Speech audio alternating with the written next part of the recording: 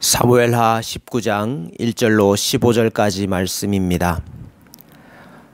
어떤 사람이 요압에게 아뢰되 왕이 압살롬을 위하여 울며 슬퍼하시나이다 하니 왕이 그 아들을 위하여 슬퍼한다 함이 그날의 백성들에게 들리매 그날의 이 승리가 모든 백성에게 슬픔이 된지라. 그날의 백성들이 싸움에 쫓겨 부끄러워 도망함같이 가만히 성읍으로 들어가니라. 왕이 그의 얼굴을 가리고 큰 소리로 부르되 내 아들 압살롬아 압살롬아 내 아들아 내 아들아 하니 요압이 집에 들어가서 왕께 말씀드리되 왕께서 오늘 왕의 생명과 왕의 자녀의 생명과 처첩과 비빈들의 생명을 구원한 모든 부하들의 얼굴을 부끄럽게 하시니 이는 왕께서 미워하는 자는 사랑하시며 사랑하는 자는 미워하시고 오늘 지휘관들과 부하들을 멸시하심을 나타내심이라. 오늘 내가 깨달으니 만일 압살롬이 살고 오늘 우리가 다 죽었다면 왕이 마땅히 여기실 뻔하였나이다. 이제 곧 일어나 나가 왕의 부하들의 마음을 위로하여 말씀하옵소서. 내가 여호와를 두고 맹세하옵나니 왕이 만일 나가지 아니하시면 오늘 밤에 한 사람도 왕과 함께 머물지 아니할지라. 그리하면 그 화가 왕이 젊었을 때부터 지금까지 당하신 모든 화보다 더욱 심하리이다 하니 왕이 일어나 성문에 앉음에 어떤 사람이 모든 백성에게 말하되 왕이 문에 앉아 계신다 하니 모든 백성이 왕 앞으로 나아오니라. 이스라엘은 이미 각기 장막으로 도망하였더라.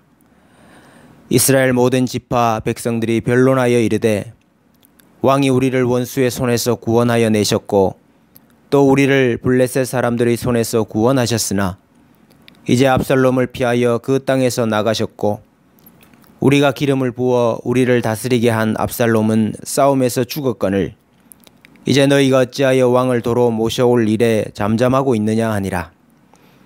다윗 왕이 사독과 아비아달 두 제사장에게 소식을 전하여 이르되 너희는 유다 장로들에게 말하여 이르기를 왕의 말씀이 온 이스라엘이 왕을 왕궁으로 도로 모셔오자 하는 말이 왕께 들렸거늘 너희는 어찌하여 왕을 궁으로 모시는 일에 나중이 되느냐.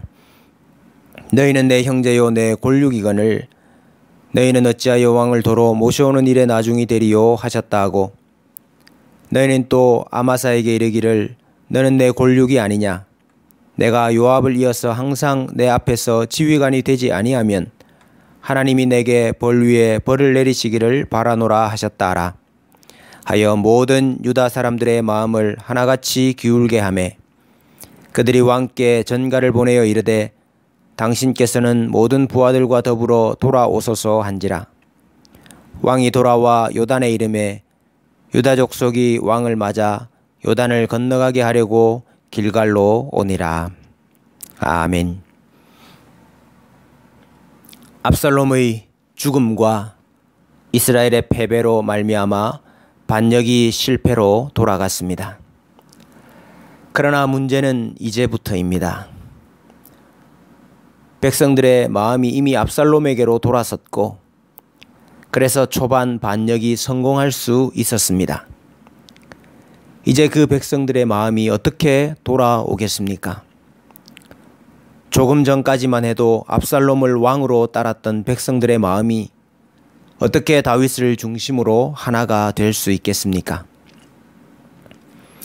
또 다윗을 따르던 이스라엘 사람들과 압살롬을 따르던 이스라엘 사람들이 서로 싸웠습니다.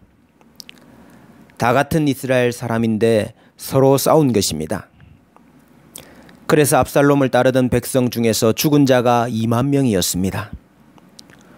죽은 2만 명의 가족들은 어떻게 생각할 것이며 어떻게 처신할 것입니까? 다윗이 예루살렘으로 돌아오면 나가서 환호를 해야 합니까? 아니면 돌을 던져야 합니까?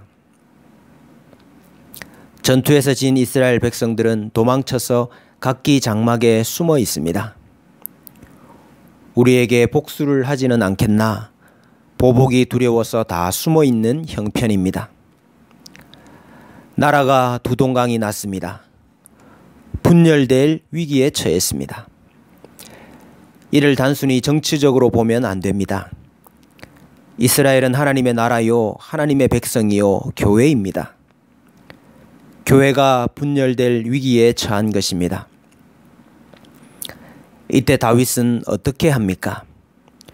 다윗이 어떻게 해야 합니까? 이 모든 일의 결과들은 다윗 자신의 죄 때문이기도 하고 또 백성들의 잘못 때문이기도 하지요.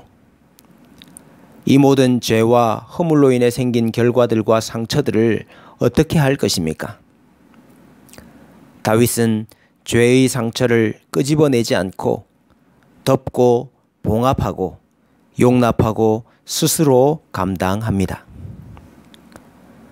다윗은 압살롬의 죽음에 대해 통곡합니다. 내 아들 압살롬아, 내 아들 압살롬아, 차라리 내가 너를 대신하여 죽었다면. 압살롬은 반역자였지요. 그래서 수많은 사람들이 다윗의 편에서 다윗을 위하여 목숨을 내놓고 싸웠습니다. 그런데 다윗은 적군의 수장의 죽음을 애통하고 있으니 다윗의 편에서 싸웠던 사람들이 전쟁에서 승리한 것이 잘된 일인지 잘못된 일인지 이상한 상황이 되어버렸습니다. 다윗의 행위는 정치적으로는 절대 해서는 안 되는 행동이었지요. 요압이 다윗에게 한 말이 옳습니다.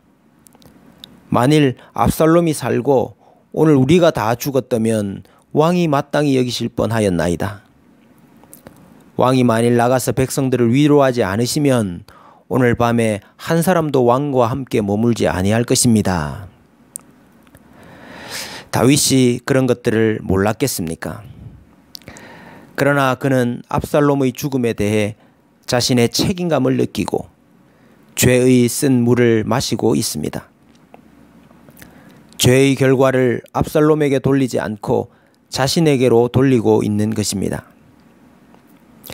다윗이 압살롬에 대해 이런 마음을 가지지 않았더라면 어떻게 압살롬을 따르던 사람들을 용납할 수 있겠습니까? 자신의 목에 칼을 들이대고 자신의 후궁들을 범한 반역자였지만은 그는 압살롬을 불쌍히 여겼기 때문에 압살롬을 따랐던 백성들도 불쌍히 여길 수 있었던 것입니다. 이것이 없이는 교회의 분열이 봉합될 수 없습니다. 죄의 상처와 결과들을 자신의 잘못으로 돌리고 자신이 감당해야 할 몫으로 여기지 않으면 상처는 결코 봉합될 수가 없습니다. 또 다윗은 아마사를 군 지휘관으로 임명합니다. 아마사가 누구입니까? 아마사는 압살롬의 지휘관으로 싸웠던 사람이었습니다. 전쟁에서 패한 편의 장수를 살려두는 경우가 어디 있습니까? 그러나 다윗은 한술 더 떠서 우리 편의 지휘관으로 삼습니다. 나중 요압은 이를 거북하게 생각하여서 아마사를 죽입니다. 그러나 다윗은 압살롬을 불쌍히 여겼기 때문에 그의 편에서 장수로 싸웠던 사람도 용납이 되고 받아들여졌던 것입니다. 또 다윗은 시므이를 죽이지 않습니다. 시므이는 다윗이 도망할 때에 돌을 던지며 욕하고 저주했던 사람입니다. 그러나 다윗은 스스로 원수를 갚지 않습니다. 또 다윗은 므비보셋과 시바의 사건에 대해 시시비비를 가리지 않습니다. 므비보셋의 종 시바는 므비보셋이 나라를 다시 사울과 요나단에게로 돌리려고 합니다. 왕을 배반했습니다. 라고 말을 했습니다. 또 므비보셋은 자기 종 시바가 모함을 했습니다. 라고 말합니다. 다윗은 누구 말이 사실인지 삼자 대면을 하자 그렇게 하지 않았습니다. 시바와 므비보셋의 시시비비를 가리지 않았습니다. 만약 가리면 또 한쪽은 죽어야 합니다. 만약 다윗이 칼을 빼들고 나를 반역하고 압살롬의 편에 선 자가 누구냐라고 했더라면 이스라엘은 또 얼마나 아픔을 겪어야 했겠습니까? 그렇게 했으면 교회는 연합될 수 없었습니다. 교회는 다 쪼개졌을 것입니다. 다윗은 하나님께서 세우신 왕이었지만 완전하지 않았습니다. 아무리 하나님이 세우신 사람이라 할지라도 그 사람에 의해 교회가 세워지는 것은 아닙니다. 그렇다고 백성들은 온전했습니까? 백성들도 온전하지 않았습니다. 그러면 다윗은 그들의 잘못에 대해 어떻게 합니까? 잘못과 실수의 결과들에 대해 용서하고 넘어가고 관대했습니다. 나의 나라가 아니라 하나님의 나라요. 내가 왕이 아니라 하나님이 왕이시라는 사실을 인정했습니다. 때로 나의 죄 때문에, 때로는 남의 허물 때문에, 혹은 예상치 못한 어떤 상황 때문에 당하게 되는 결과들과 상처들과 아픔들이 우리에게 많이 있습니다. 그럴 때 우리의 자세가 어떠해야 하겠습니까? 우리는 죄는 미워해야 합니다. 그러나 그 죄의 결과와 아픔과 상처는 덮어야 합니다. 공동체의 하나됨과 연합을 위해서 죄의 상처를 끄집어내고 들추어내지 말고 덮고 봉합하고 용납하고 나의 몫으로 감당해야 합니다.